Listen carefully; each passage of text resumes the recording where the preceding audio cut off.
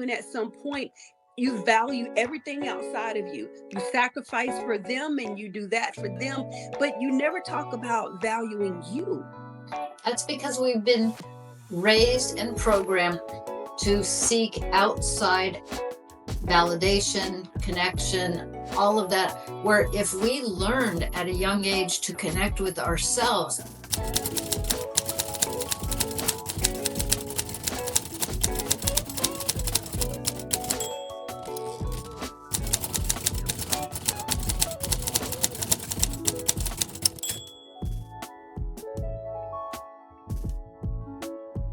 What's up, DBP family? Welcome back to another episode of the Little Becoming Podcast. I am your host, your sister, your friend, your auntie, your transformation coach, Coach Nick. I am so excited for you all to see today's episode. I had the absolute pleasure, blessing, and honor of sitting down with Phyllis Ginsberg. You want to grab a piece of paper and a pen. I mean, literally devote the next hour to being poured into, because y'all, she's about to lay all kind of nuggets and diamonds right at our feet. And she's going to meet us where we are on our journey to becoming the best version of ourselves. Let me tell you a little bit about her. With a wealth of experience as an international speaker, best-selling author, and seasoned therapist, Phyllis Ginsberg has become a catalyst for authentic change in individuals seeking to transcend mere survival and embrace a thriving existence in the face of life's challenges. Her impact reverberates across numerous esteemed platforms, including her feature in the compelling documentary, The Courage to Continue, and recognition in prominent media outlets such as Woman's World, CNBC, Parade, and Health and Wellbeing magazines. In her most recent book, Empower You, Free Yourself from Generational Conditioning to Unleash Confidence, Happiness, and Resilience, Phyllis provides a transformative guide empowering individuals to break free from the restraints of the past and embark on a journey towards self-discovery and empowerment. She is here today to help us talk about becoming her when a makeover is needed. Ladies and gentlemen, it's my pleasure to introduce to you Phyllis Ginsberg. I hope you enjoyed today's episode. Phyllis, thank you so much for joining me here today. How are you doing? I'm doing so well. Nikki, I so appreciate you inviting me. I'm excited about this interview. I've been making notes and reading everything. I love some of the stuff we're going to jump into today. But before we get started, I would love to ask you, what got you started in this work? I know you've been doing it about 30 years, but what was that moment, that day, that thing that happened that said, this is my passion, this is what I want to do? Well, my passion didn't come until long after I went to therapy school Mm, because I wasn't sure that I wanted to work with people. I decided to go to therapy school because I thought it would fix all of my childhood issues. right, right. And it would be like a lifetime of therapy, and I would just be all well and good after that. But as we know, that that's not the truth, and it really wasn't until I want to say that I came out of an experience of saying yes to way too much work when I had a niche of high conflict divorce. And I took a sabbatical where I really knew this was my work because I transformed myself and the way that I work and the people that I work with. I love a good sabbatical. I love a good rest. I don't think we take enough of those, because it's in those pauses like that so much clarity comes and you can really think what happened in your pause, that it was with assurity and confirmation that this is the path that I need to go on. I had a light bulb moment. I can distinctly remember it. I was sitting in a training while I was in my sabbatical. I still did my training to be a custody evaluator in the state of California. And Ooh, they brought a brain expert in who showed us brain scans of what a child's brain looks like when they live in a high conflict family.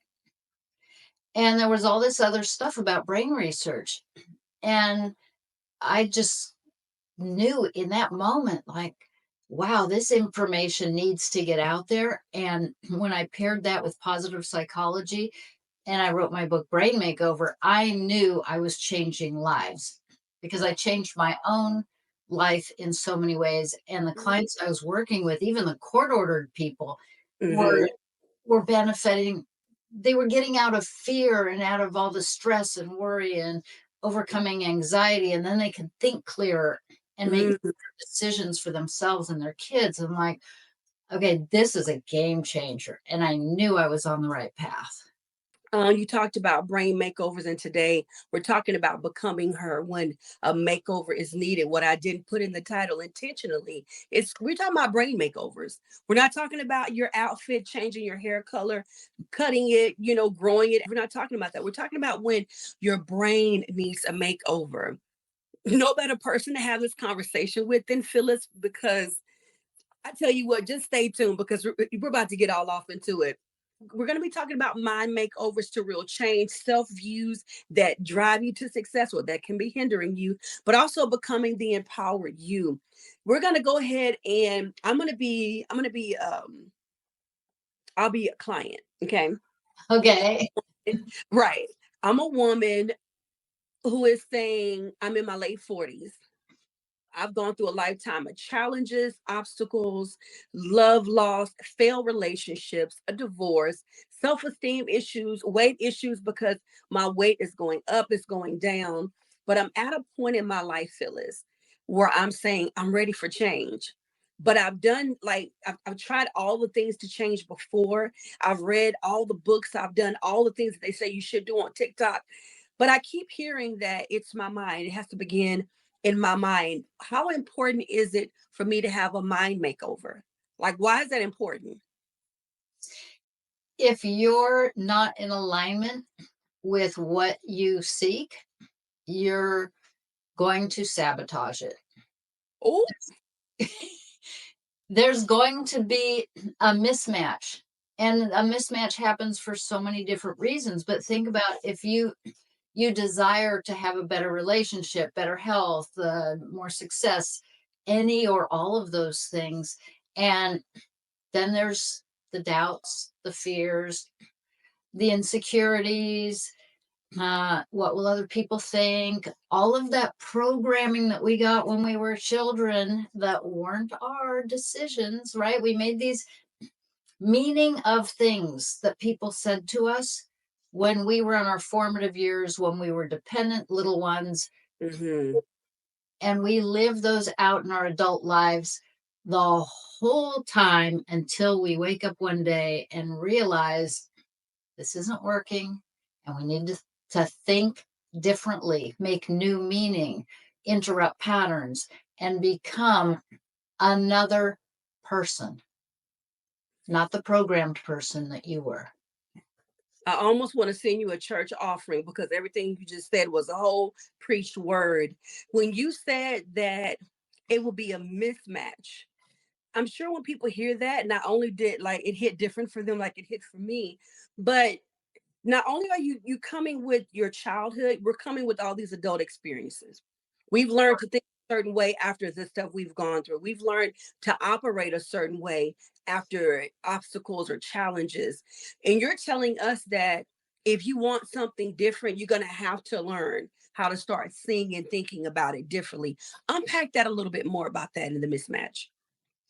Right. So let's say that in your early childhood, you had experiences that gave you the sense it's not safe to shine. It's not Oh, safe to be me. oh, she's all up in my business right now. Okay, basically, it's not safe to be me, Yeah. right? And so, if it's not safe to be you, you need to hide. You need to hide aspects of you. You need to hide your gifts and talents. You can't just be yourself out there in the world, making a splash, doing what brings you joy and happiness because somebody else might not like it. Ooh. And that's dangerous to a child.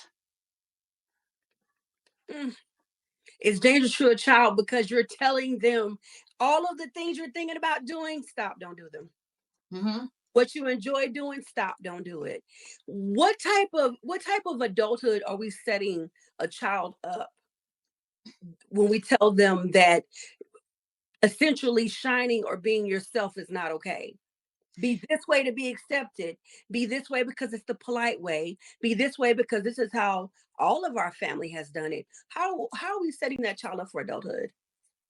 Well, in my latest book called Empowered You, I go into great detail about all the conditioning. There's so much on every topic, whether it's around money and having things, which then affects your needs, wants, and desires. And I am one of those that grew up in a family where it wasn't okay to have needs, wants, and desires, Mm, which now, like in my adult life, I still continue to struggle with that. yes, Uh, yes, how many how many people are listening to this and don't know how you feel because you were told, don't think that way, don't feel that way. I'm going to yes. get you something to cry about.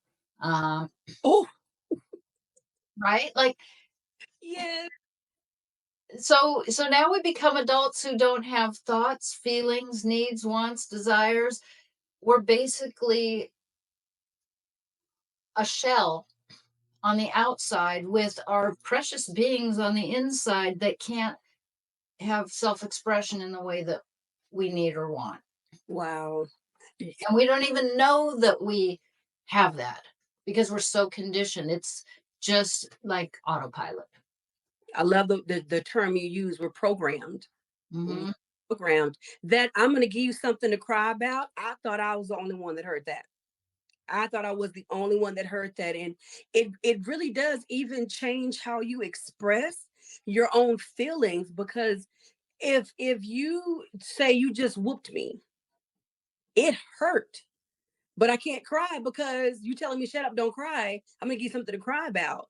So I'm gonna suppress everything now. And as an adult, do I begin to express when I'm hurt? Do I express when something is hurting me emotionally? Because if I cannot express a physical hurt, do I want to express my emotional hurt? Oh, you were in it. Go ahead. Yeah, definitely not. And we learn to be socially acceptable at a really young age. I Mhm. think a lot of it had to do with not embarrassing your parents, Yeah, right?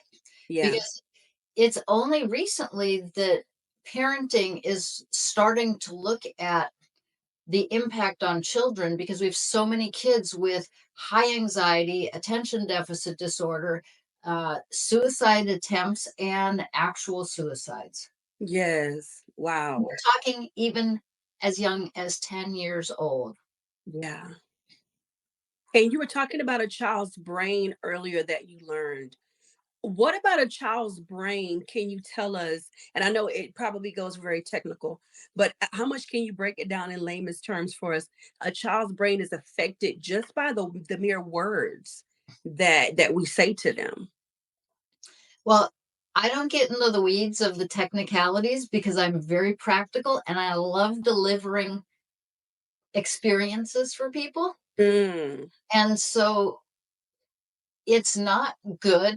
Let's just put it that way. The child brain and the adult brain, there are parts of our brains that are impacted, the limbic system, our nervous system, right? There's all kinds of things hormonally. I will tell you what happens hormonally to adults when they are in high stress, when they're in fight or flight, when mm, they're chronically uh, in burnout, they're doing too much, is right. you're running stress hormones like cortisol and adrenaline. Hmm. And now your body is on high alert. Everything that would be required to function optimally goes on break. Because if you don't survive, you don't need to digest food. If you don't survive, it doesn't matter if you've got good memory. Like blood doesn't go necessarily to the brain or the digestion, it will go to your hands, feet, legs, arms, so you can fight or flee. Mm, Become less smart when we're in high stress. We don't have access to make wise decisions. We are on a mission to stay alive. mm, And we're doing that now when we aren't in life and death situations. wow. And a I, lot of people are stuck in fight or flight, and their nervous system is like in chronic dysregulation. would you say that someone who's gone through a lot of trauma, let's say relationships, Mhm. and they've maybe even in the last few years experienced it a couple of times over, would you say that there is some form of fight or flight when it comes to their next relationship? The anticipation of anything that's going to recreate a trauma is Yeah. very real, whether it's a trauma in a relationship or it's anticipation of pain. Like Mm, I had frozen shoulder once, and that's no picnic. And took, it seemed like I had that for about a year. Well, as soon as I go to raise my arm, which I couldn't even hold up like high enough to hang up clothes on in the closet, mhm, um, before I got very high, I could feel that pain. mm, And I knew that my brain anticipated the problem before it was real. And that mm. got proven when I went to uh, a massage therapist that did therapeutic massage and was able to like move my arm all the way back and said, "There's nothing wrong with your arm anymore." It's So, all in here. right, it was all that anticipation. Our brains, our subconscious does a really good job of trying to keep us safe, Yeah. but it comes at a price when we're not in danger Mm, or we're not injured, but we were injured. yeah. And that's the piece to overcome. That constant mental fight or flight when there's not even a fight. Right. Or you look at your emails and you see something that comes through, like from your boss or your doctor or Yeah. your ex, and that puts you into a tailspin and you haven't even opened it to see what it says. Oh my gosh, we start having heart palpitations and breathing hard. And you're right. We're already working the scenario up in our heads just by reading the subject line and Yep. seeing who it's from. And you've already created an entire situation and scenario in your heart, in your mind, that your body's reacting to, and you haven't even opened their they literally just said, I just want to wish you a great weekend, but in your head they're coming to hurt you, and you're already trying. That is so true, Phyllis. That is so true. It's the meaning that we make. And we, as humans, from very early on, we make meaning of everything. That's what gives us Mm, our uniqueness of our own perspective. So when we have a perspective of something and we make meaning that it's safe or it's dangerous, mm, this being this gets me positive attention, that gets me negative attention. mm, We learn to do that at a really, really young age. I'm talking like 1 years old. yeah. That is so true, because I was a baby will intentionally do something that they know they're not supposed to do and watch you as they get ready to do it to see if you're going to react. That is so true. You said it's the meaning that we make. right. So in our own minds, we have the power to create. Let me ask this way before I make this statement. I'm going to actually ask it in the form of a question.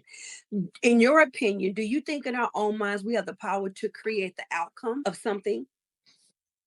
Definitely. It is proven now. Maybe 20, 30 years ago, it was an idea that our thoughts are that powerful. And Hmm. now it scientifically is proven. Our thoughts are that powerful. Mm. So I'm going to tell you this story that I read. I want you to unpack it with me when I'm done. If you've been enjoying this episode so far, I want you to join the DBP family. I'd love to have you become a family member. So go ahead and hit that subscribe button and hit the notification bell so you can always be notified when there's a new episode available, and you can continue on this amazing journey that you started to becoming the best version of yourself. I love to talk to y'all down in the comments. I love to hear your thoughts, your feedback, and your questions. So go ahead and drop them below. And you can also send me an email if it's a little bit too personal and you don't want the world to know. Send it to me at dearlybecomingpod@gmail.com. And you know our motto here, we want to glow up together. So send this to someone else that needs to hear this. And now, back to the show. It's about an elephant. If you've heard it before and I leave some things out, don't vote me out. It's about an elephant that as a baby was chained to like a post. Mm-hmm. Okay. And the elephant got used to every time it tried to move, it could only go so far. So at some point it just stopped. It couldn't go any further than the slack that was on the chain. The elephant grew. And of course, an elephant is going to be far greater than this post that it was chained to. But it was so used to not being able to move beyond this right here, it never tried. It got used to it and never thought, oh, I'm bigger now, I'm stronger now, let me try it this way, let me give it one more go. Of course, the elephant never does again, and the elephant dies. The elephant made up in his mind that this is all I can do because obstacles and the chain and my owner say that I can't go any further than this. So, as an adult, even when they grew beyond the experience, even when they were much stronger than that obstacle, they never tried again. Unpack that. All right. So I have to show you in my book, Empowered You. Stop it. Mm, Are you I talking have a about your book? whole, this is my third book, Empowered. You talking about that in your book? I used the example of frogs. You used the elephant. Same Wow. thing. I have a whole chapter on how we were raised to be limited, not unlimited. And it's real. We have like this ceiling, right? But it gets programmed and then it becomes ours, Yes.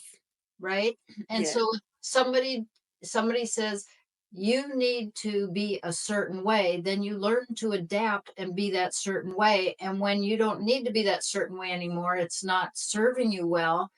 Um, it's on autopilot because Mm, that's who you have become. mm, yeah. And we often don't question it. We don't seek to do something different. In fact, it might come with a lot of fear if we go against that program. Mm, wow. I often say that when we're in survival mode, we're in hustle mode, or we're in hustle season, you become this person. And that person protects you, that person guides you, that person is your superhero in and of yourself, right? What happens when you get out of that season? What happens when you're no longer living on survival mode? You no longer have to go through that challenge. Who do you become then? Most of us stay that person that we were in that season. We don't let it go. I wrote down while you were talking when you mentioned the ceiling. The ceiling usually is always somebody else's ceiling. I don't think as children we grow up with limiting ourselves. I think we get limits from other people. They become our ceilings. You can't go to college because we can't afford it. That's a ceiling. You're Mhm. gonna go to college. That's a ceiling. Because maybe you didn't want to go, maybe you wanted to start your own business, but someone told you college is what this family does. That becomes a ceiling. So taking what I just said, who you become in a certain season, and then someone else's ceiling, how do you become differently and make that over in your mind that I don't have to be whatever I've been all this time, and I don't have to, that ceiling doesn't have to exist if I don't want it to. How do I make that over in my mind? So the first thing is to become aware of what you don't want. Mm, Okay. And then to get curious about and think about what you do want. mm, So now you've got two ends, right? So that's what you do want, what you don't want, and then there's this gap in between. And ooh, there is going to be I'm going to say a price to pay because Mm, you're going to ruffle some feathers. You're going to create some new patterns, some new behaviors, new thoughts, new ideas, new perspectives. You have to, because you can't take the same person you've always been and transform your life into something else and still be that person. yes. So not only are you like going to do some changes within you, but now you have others who have been used to who you've been. And maybe you've been doing things for them that they like. And maybe you've been this person who's been a people pleaser, and that's not working anymore. Yeah. So they may not be totally on board with your new found desire to seek something else. Mm, And that's why you definitely need some tools, you need some support. Uh, I think transformation is awesome. And, it's kind of like childbirth, it's a bit messy. It can be. great analogy. Great analogy because it can be. You have what is called the 10 self views that I would love to dive into. What I want to do is just dive into a couple of them. Not Mhm. in because Phyllis has been so gracious that she is actually giving us a link where we can examine all of these on our own. It's right here on the screen. I highly, highly recommend that you visit this website. So copy down that link. And I want you to look at all 10 views. There are well, we'll get into them in a minute, but look at all 10 views and don't skip on the last two questions at the bottom. Make sure you go through the entire website. It's short, but it is so meaty. It is so meaty, so robust, so much information. And we're going to dive into a little bit of it right now. Let's start with self-doubt. You have that self doubt is having a lack of faith in yourself and feeling uncertain about your abilities, thereby doubting your competence, your worth, and your personal value. Phyllis, not only is that delicious, but please break that down to us. Yeah, so it's pretty massive when you start thinking about each one of those separately. Yeah. But all you have to do is identify with self doubt. If that is one of your self views that you have of yourself, an identity that you developed probably way back when Hmm. in childhood, maybe it was middle school. You tried to do something, you went out for a team, you auditioned for something, Hmm. oh well, you didn't make it, you felt embarrassed or intimidated or whatever happened, you maybe didn't get the support that you needed from your friends or family, maybe you were made fun of. Like, there's a whole array of things that could go with that. Yeah. Don't worry about all that. If you could look at whether you identify with self-doubt or not is the key. Because Mm, once you do, then that whole arena could be something that you, let's say, we could say heal from the past. That's a term that I don't often use, but it is popular. Um, and the way that you transform that is to look at, if I'm giving up self doubt, which has protected me, it's hmm. peace. We Hmm. we don't choose self doubt out of just thin air. Self doubt serves us well to protect us. If we have self doubt, that means we don't take very many risks. Yes. If we Hmm. don't take risks, we can't get hurt again. Yeah. Okay. So there's patterns to discover about what that looks like for you, interrupt them, and then replace them. Competence is one of the words that you use in this self doubt view. And as you were talking, maybe we don't doubt our worth or ability to do it as much as the doubt gives us the excuse not to take the risk to put ourselves out there. Right. Because I think a lot of people they're very assured in one area that they can do something because they're doing it, right? But when it comes to this one thing that requires risk, it requires you to really put yourself out there, and it requires your vulnerability and the possibility that maybe you could get hurt, maybe it won't work out, maybe they're going to reject it, maybe they won't like it. You start to question your ability. You start to doubt that ability because it gives you a little bit of comfort to say I'm not good enough, so I don't have to take the risk now. Exactly. And that's how our subconscious protects us, Mm, which it's brilliant. Like our brains are incredible. And if we want to move beyond where we are, we need to do something different on purpose. mm. Oh, okay. Okay. I'm gonna move on because I have more questions, but I won't. Self-sacrifice was another great one. Self-sacrifice is doing too much. I need everybody to put down what you're doing and focus. Self-sacrifice is doing too much for others at the expense of your well-being. Not only did that hit different for me, I know so many women who are guilty of this.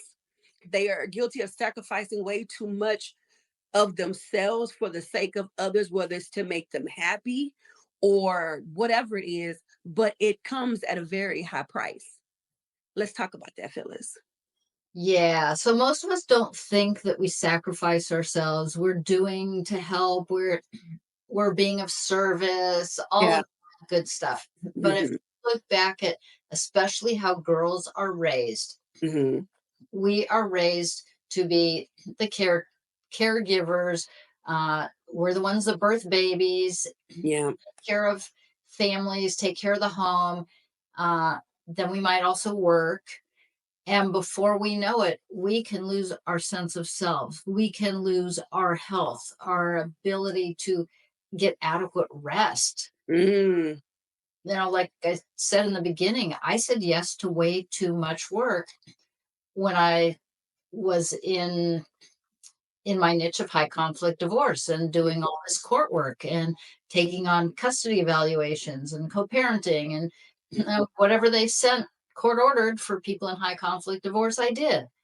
And I was really good at it. Yeah. And if you're really good at something and you keep getting positive validation and good income and all that, it could be tempting to say yes and to please, right? Yeah. Please them, please yourself. Like you get your identity gets fed from that. It seems like it's a win-win, but everything has a double-edged sword. So Mm. too much of anything could could have a backfiring effect. And that's what happened for me is that it was so much that that I lost myself. I started not sleeping well. Mm. I had cases going in my brain for 6 months after I stopped working. Mm. Insane. I had no idea that I was doing that, that I Yeah. was holding that much in there. And we Wow. don't realize until we stop how much that we have sacrificed. And how much we hold on to. You Mhm. were 6 months post these cases, but you're still thinking about these cases. And I can bet you had other life too that was probably on your mind as well. Our minds are powerful. I was still a mom to 2 kids, a wife, I had a dog and a cat. I took my kids to school every day, picked them up every day, made sure that meals were there, Mhm. like, did cooking. It was a lot. I don't know how I did it. I don't know how you did it either.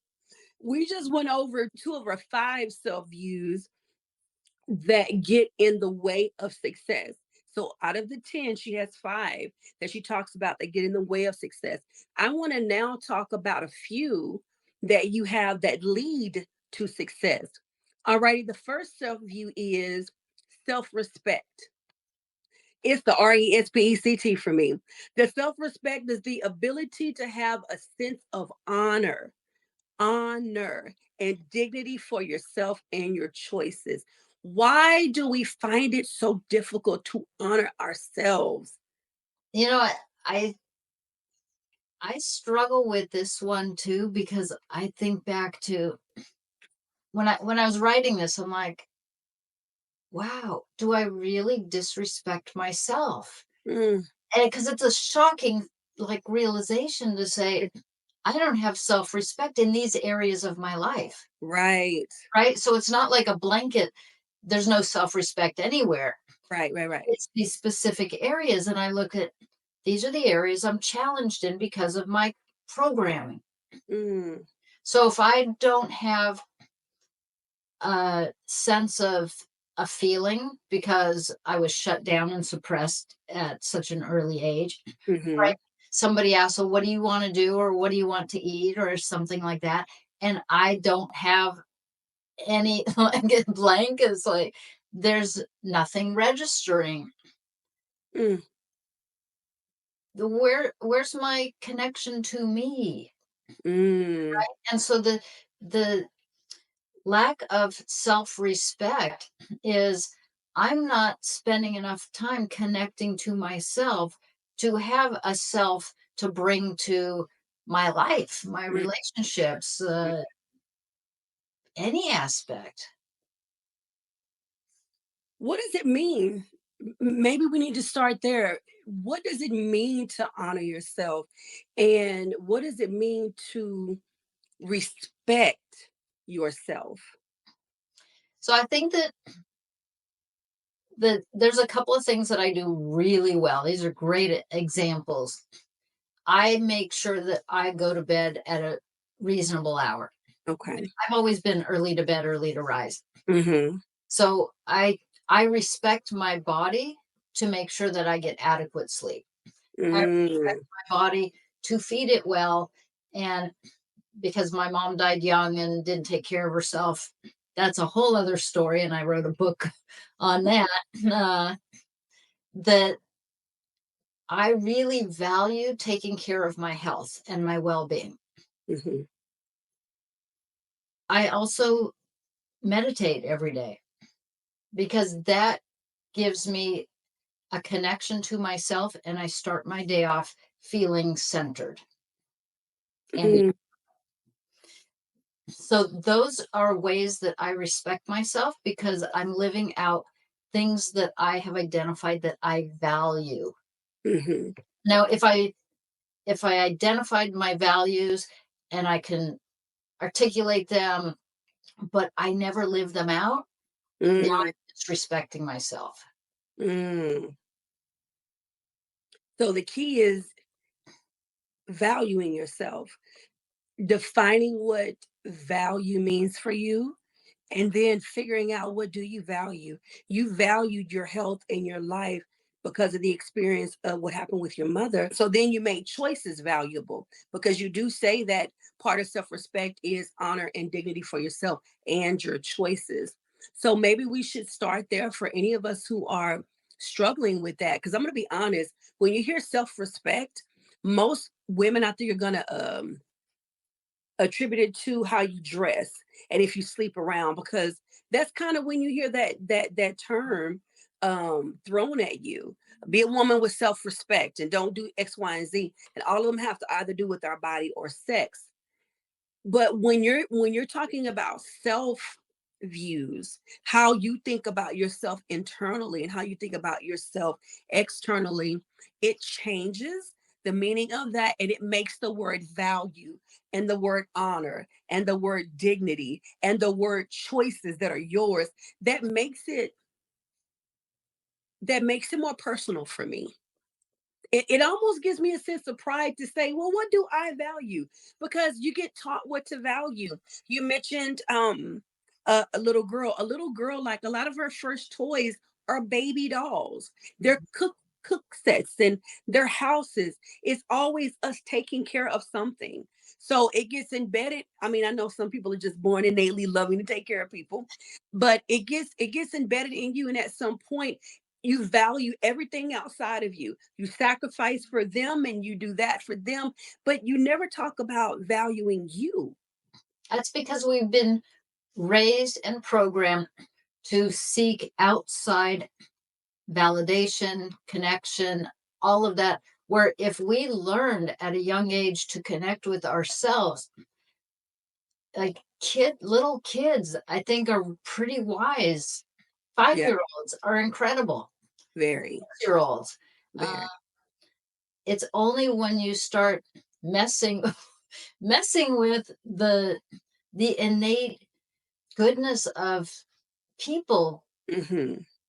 before they get conformed, and then the discipline and the different ways of suppressing who we are at our essence. I was a preschool teacher some years ago, and I had never met a family like this one particular family. The little girl, her name was Emily. And my first encounter with them was watching them always give her the choice. And it was weird for me because I'm like, that's the child. She literally, they let her choose everything. Would you like me to leave this backpack today or this one? And she would stand there. The baby was 3. She would say, I think I feel like the pink one today. I just watched them do this daily. And then it clicked to me. They're giving her choice. They're not choosing her Mhm. her color is going to be pink. They're not choosing that you have to do this and that. You have two choices because they do give her some boundaries. And now you make the decision. And as you're talking, I'm thinking, wow, if a lot of us were brought up like that, how differently will we be as adults? Because it causes her to think, what does Emily want? And she has to consider herself first. What would happen if we were all taught to consider ourselves first? Right? Wouldn't that be amazing? It's like putting your oxygen mask on first. Oh, yes. And isn't that for our survival? Yes. Because if you don't have enough of a sense of self and you're only living for other people, eventually you you lose your spark. Like when they say, the will of the child, you have to break the will, right? Yeah. That was in the past. Yeah. I'm not certain that's a thing today as Right. much. I hope not. Um, Right. but finding your will, hanging on to it, for those of us who were brought up in homes that were abusive and neglectful, that's a really challenging thing to do day in and day out. Mm, that's so good. I didn't even think about the give yourself the mask first. But for some reason, when you say it in this conversation, it takes on a totally different meaning for me now. Mhm. Okay, moving on. Self care. Self care is the practice of taking action to preserve or improve your own health, well being, and happiness, especially in times of stress. I love this one because when we think self care, we're thinking the nails, the massage, going to the doctor. But the well being and the happiness, the improving your own health, it's really caring for yourself. Talk to us about why that's an important self view to have. So we know that having a healthy lifestyle is ideal, right? Hmm. There's no dispute it. If you're just having junk, that's probably not great for your body. Hmm. But what we're not educated on is the mindset that goes with happiness. And so Hmm. in my book, Brain Makeover, there we go. Um, there's 52 weekly reading, but the first weekly reading is your happiest moment of the day. So if you could find your happiest moment of the day, now instead of being on this path of maybe you're somewhat anxious or sad or depressed or angry or resentful, right? And you're struggling in your relationship or your job or your health, Right. all of that is a byproduct of our upbringing. But Mm-hmm. when you can say, I'm going to keep a happiest moment of the day journal, and every night I'm going to write 3 to 5 of my happiest moments of the day. Mm-hmm.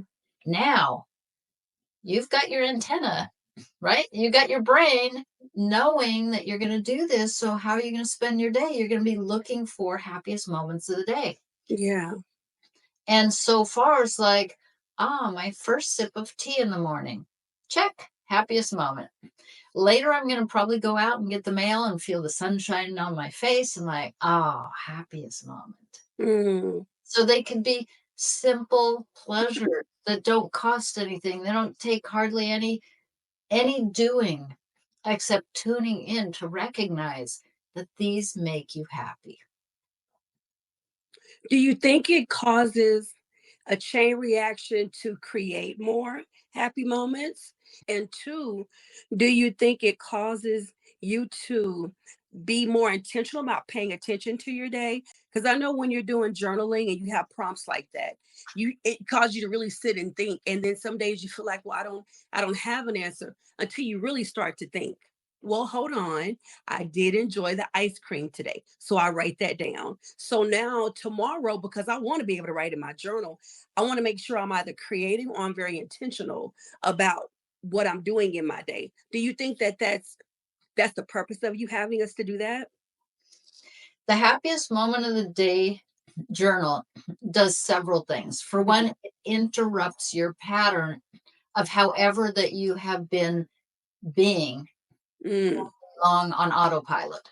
So now we have mm, things specific that we're doing differently on purpose uh, to break patterns of whatever you might say lower level emotions than you would want to mhm, be marinating in.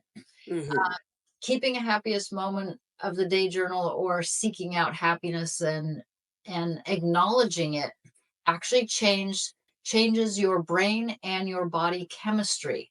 So in the moments that you can feel the happiness, and if you linger there for just a few moments, let's say 18 seconds, right? That may seem like a long time to be like, ah, mhm. you can be in happiness for 18 seconds. Now you're really building long-term memory in your brain for more happiness.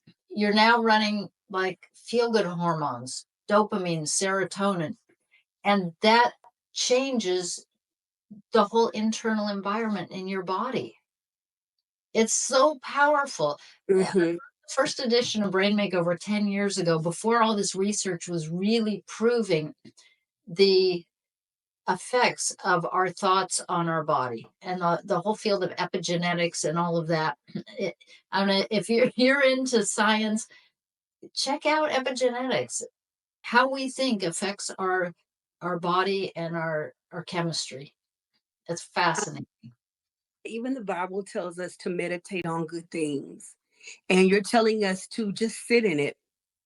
Those happy moments are so fleeting only because I love your word. We're on autopilot probably before we wake up. Because if you're like me, you're laying there trying to sleep and your brain is already working and the alarm hadn't even gone off yet. Have you ever had that? You know, you still have another hour, but you can't go back to sleep because your brain has already started the day and you're trying to get that last hour in. We're always on autopilot. But you're saying if we could just get off of autopilot and sit for a second, enjoy. Sometimes I do this with my coffee. I'm a coffee lover. I'll fix it and I like to smell the coffee grains in the bag. And I'll sit there and smell it while the coffee's brewing. I'm smelling in the bag. I don't know why I enjoy that so much, but that does so much for me. What if we took moments like that? Take those moments, get off of autopilot and enjoy life. Feeling burnt out, stressed, overwhelmed, and overworked. Well, imagine yourself escaping to a place where you can truly relax and recharge. A place where stress melts away and your only worry is which beach to visit next. I'm Nikki Johnson, the host of the Daily Becoming podcast, and I want to help you uncover the magic of travel as part of your self-care, a vital part. Travel isn't a luxury that's just for the wealthy. And I know, may seem out of reach, but whether you're a single mother, living on a fixed income, or just dreaming of your next vacation, you can save up to 70% off on amazing getaways, unforgettable experiences, and memories that will last a lifetime. Affordable and absolutely tangible. These vacations aren't dreams. They are real opportunities to rejuvenate, explore vibrant cities, and have an incredibly great time doing it. Are you ready to start your self-care journey? Text self-care to 650-881-4402 and discover how you can travel more, spend less, and live better. Your perfect getaway is just a text away. Text self-care to 650-881-4402 now to discover how affordable self-care through travel can be. Because you deserve to take care of yourself without breaking the bank. And now back to the show. I have a gratitude alarm that goes off in my phone at 11:55 a.m. every day. No matter what's going on in my day, I have to stop and say what I'm grateful for. You know why I chose 11:55? Hmm. That's the middle of the day, right before lunch. Enough has probably happened in the day that I need to stop and not focus on how frustrated I may be, but how grateful I am. And I think that's what you're telling us is learn to do that as part of our self-care. Right. And, you know, there's a lot of people that keep gratitude journals, and Hmm. gratitude is wonderful.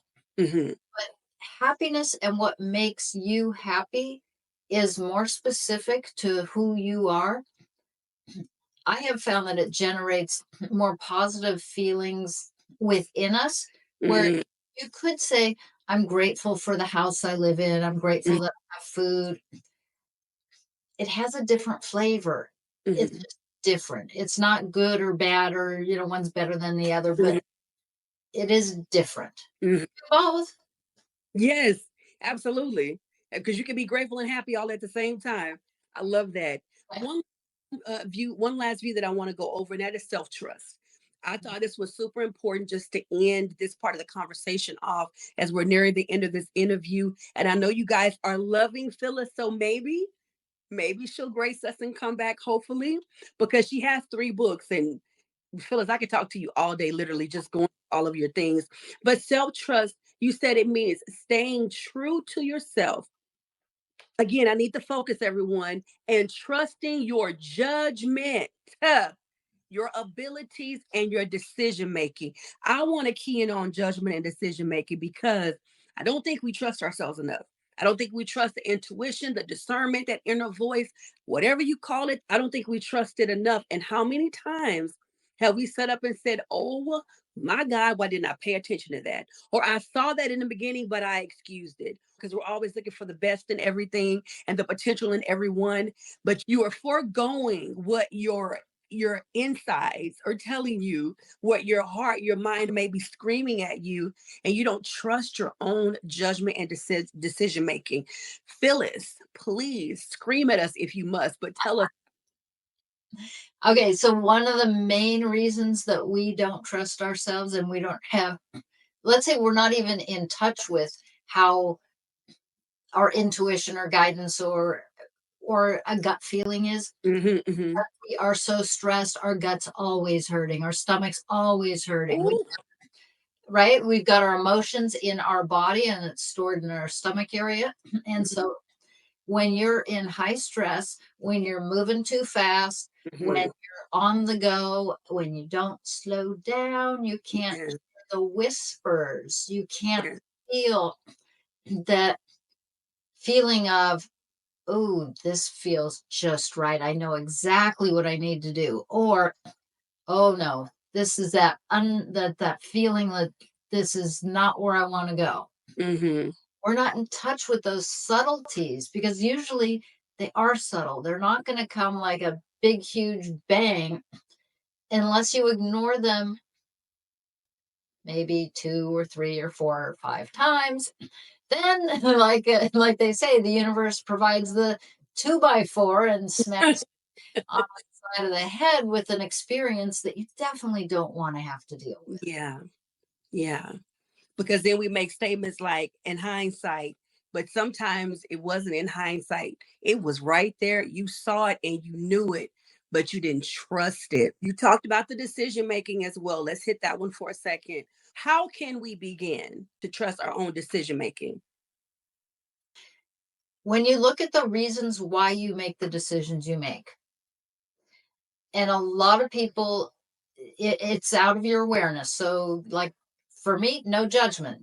Until you're aware, you're just on autopilot. So, if you look at the reason why I do this is so that my partner will be happy.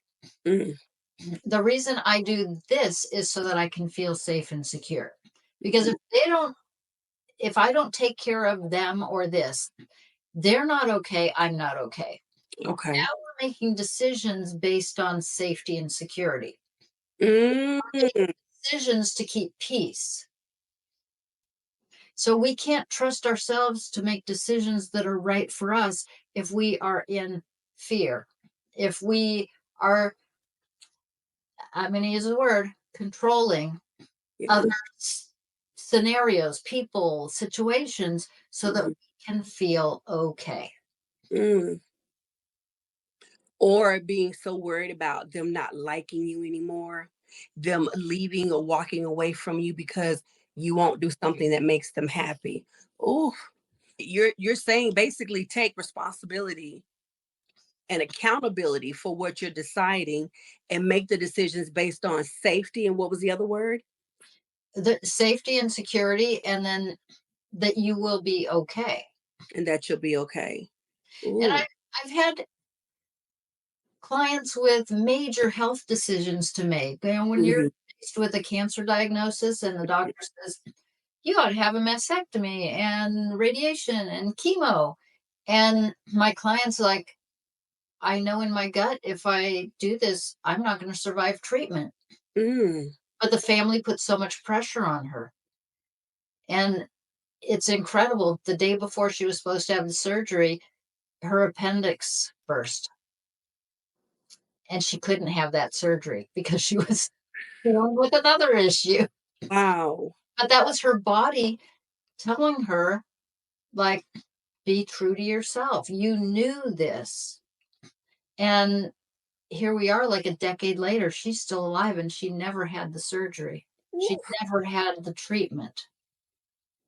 She lived with cancer for probably 6 or 7 years uh, until it, with all kinds of help and good nutrition and functional medicine and all that good stuff, she went an alternative route, but her Wow. faith was not supportive. Wow. But she did what was best for wow. Hmm. This entire episode, we've basically been talking about how to become an empowered you. I love to end the podcast with a verbal letter to those that are still becoming. So I always title the letters Dearly Becoming. I would love for you to talk to our listeners who are wanting and learning and needing to become a more empowered version of themselves. So if you will take a moment, start it with Dearly Becoming and then take it from there. Dearly becoming.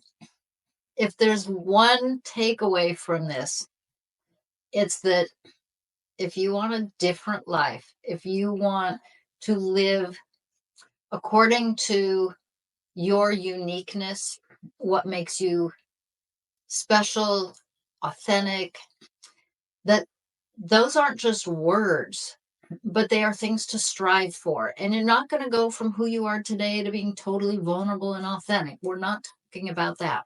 What I'm talking about is taking a few moments a day to become aware of the patterns that you have lived with for decades, probably, and knowing that you didn't choose those, but those who raised you, those who interacted with you in your early years created the self image you have of yourself. And now, as an adult, and it doesn't matter if you're 20, 30, 40, 50, 60, I have people in their 70s, they still are living by their programming. So, age is irrelevant. At any age, you can choose to honor yourself, respect yourself, and create a life that's more to your liking, more to who you genuinely are at your core. And I think that is the path that humans are on, is to become more of who they truly are. Ooh, that was everything. You just spoke directly to me. I mean, I'm sorry, to us, to me. Selfish moment, and I'm not ashamed. Let me ask you this one last question. I want to talk about your book where they can find it. What is one thing that Phyllis Ginsberg needs to unbecome going forward so she can become the best version of herself? Well, it's funny you asked me that question because I think for most of the last week or two, I have been feeling like I'm in this transition period and asking myself exactly that kind of a question, but not in those words. So, Wow. yeah. Wow. And I think like that next step up for me is to know myself better. Like when I got dressed for today, and I've never done this, well, maybe not in decades. Yeah. I actually asked myself, what does myself want to wear today? Not Mm, what should I wear because I'm being interviewed? What should I wear on this podcast? What what would I feel good in? What does myself want to wear? And mm. so I picked out like this jacket.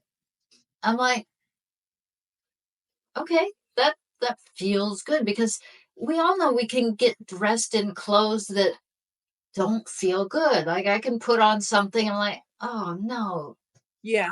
comfortable in that.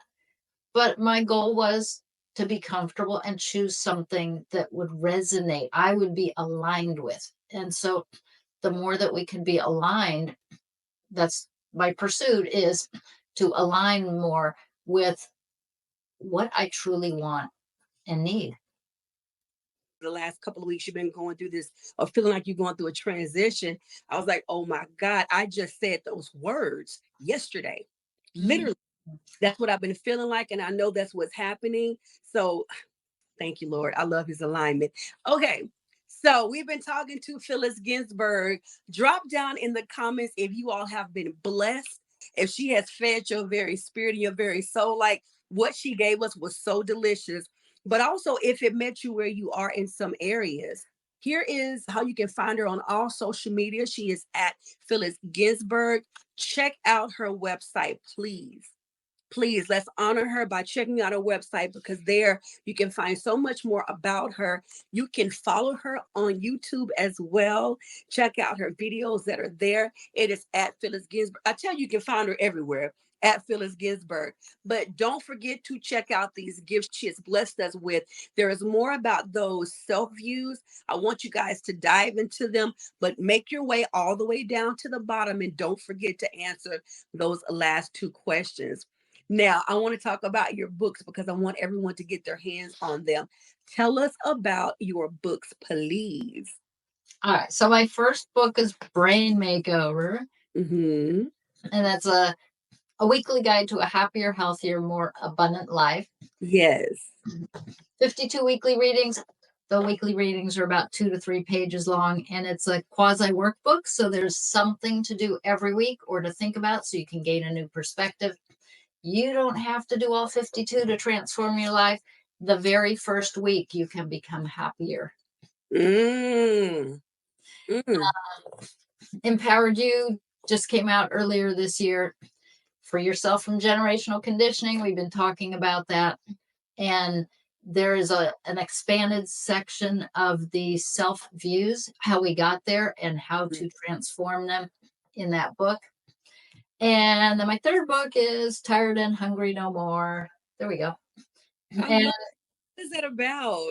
it's a lifestyle book, and it starts with how to change habits and then things that you can do to actually become healthier and happier. It also has, if you're into EFT tapping, the emotional freedom technique, there's 10 scripts, tapping scripts in there that will transform stress, sleep. Uh, there's one called I Want What I Want When I Want It for people Mm. dealing with food issues or Hmm. any kind of issues. Where we're substituting some, whether it's a full addiction or just we are focused more on that than wanting to feel. So, Oh, I feel attacked and called out. I'm gonna get that. and we I'm might gonna just get be that. hungry for something new. Mm. We're Ooh. tired of the way things are. So Mm. it's got all those meanings in there. I love that because when you're feeling discontent or not quite sure how you're feeling, sometimes you can run to food or other things, and it's Mhm. not dealing with the thing. Oh, I so love that. I'm getting that book. I feel attacked but called out in a loving way. You can find all of her books on Amazon. It's amazon.com/author/, Phyllis Ginsberg. Please let's sow into her because she just sowed into us tremendously. We just got a good hour worth of some good therapy. Thank you so much, Phyllis. Thank you so much for everything that you brought to the podcast today, that you brought into my life since I met you. You're such a sweet and humble woman. You're full of so much knowledge, but yet your heart, I'm just putting the books back on the screen. Your heart is so it's so pure. You can tell you really want to help people. Oh, And you've been all on the you've been everywhere, but you took the time to come and see about us here at the Daily Becoming podcast. So thank you so much. and thank you for having me. It is truly my pleasure to share my wisdom and experience. You are so amazing.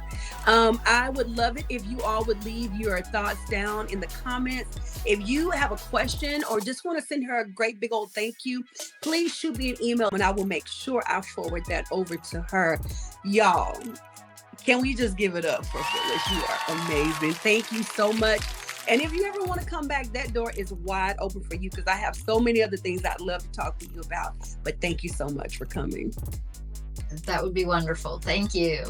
Awesome. And as always, never forget how much God truly loves you and I love you. And never forget that becoming is beautiful. I will see you all next time. Bye.